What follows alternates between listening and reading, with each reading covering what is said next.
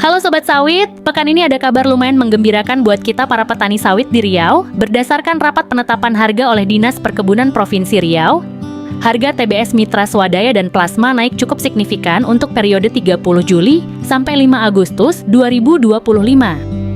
Buat Mitra Swadaya, harga TBS usia 9 tahun naik 68,25, jadi Rp3.496,29 per kilogram.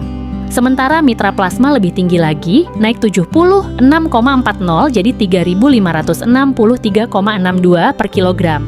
Kenaikan ini katanya dipicu harga CPO dan kernel yang juga naik. Nah, mari kita kulik lebih detail, kenapa sih bisa naik? Harga CPO pekan ini memang lagi naik. Rata-rata penjualan CPO KPBN untuk Mitra Swadaya tercatat Rp14.604,25 per kilogram, naik 134,55 dari pekan sebelumnya. Sedangkan untuk plasma, harga CPO rata-rata Rp14.466,74 per kilogram, malah naik lebih tinggi, 187,05. Kernel juga nggak kalah ngebut. Harga kernel Mitra Swadaya naik Rp849.890, jadi Rp12.035 per kilogram. Sementara plasma naik Rp810,95, jadi Rp12.150, per kilogram. Lumayan kan? Tapi tunggu dulu, ini belum semua faktor. Dalam perhitungan, ada juga yang namanya indeks K, ini semacam koefisien untuk hitung harga TBS. Buat Mitra Swadaya, indeks K pekan ini 91,80%, sedangkan plasma 92,18%. Bedanya tipis, tapi lumayan bikin harga plasma lebih tinggi. Dan satu lagi, harga cangkang buat Mitra Swadaya ditetapkan Rp24,04 per kilogram, sementara plasma lebih rendah Rp18,01 per kilogram. Kok bisa beda? Karena ditetapkan per bulan dan tergantung data penjualan PKS.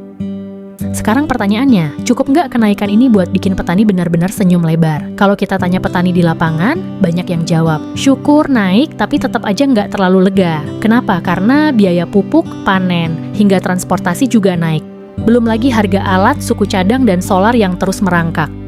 Buat petani mitra plasma, harga memang biasanya lebih tinggi karena ada kemitraan resmi, tata kelola kebun yang lebih tertata, dan biasanya kualitas buah lebih stabil.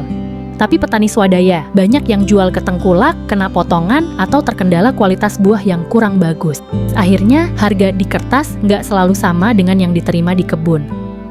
Selain itu, ada juga soal PKS yang nggak melapor penjualan.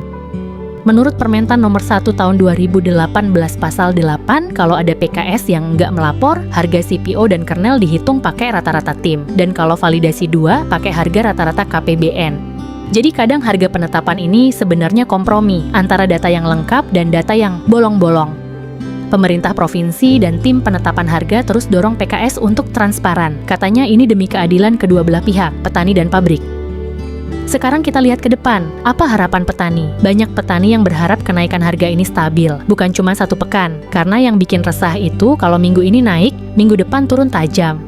Selain itu, petani juga pengen biaya produksi ditekan, pupuk lebih terjangkau, distribusi lancar, dan ada pendampingan supaya hasil kebun makin bagus. Dan jangan lupa, petani juga pengen sistem penetapan harga yang lebih terbuka, supaya nggak ada lagi PKS nakal yang nggak lapor atau main curang soal rendemen. Jadi kesimpulannya gimana? Harga TBS pekan ini memang naik, dan ini kabar baik, tapi kita juga harus realistis, masih banyak PR dari biaya produksi sampai tata kelola. Biar senyum petani nggak cuma tipis nahan beban, tapi benar-benar senyum lega. Gimana menurut kalian Sobat Sawit? Kenaikan harga TBS minggu ini cukup membantu nggak? Atau masih jauh dari kata sejahtera? Tulis pendapat kalian di kolom komentar. Jangan lupa like, share, dan subscribe Kabar Sawit Indonesia, biar nggak ketinggalan update seputar dunia sawit.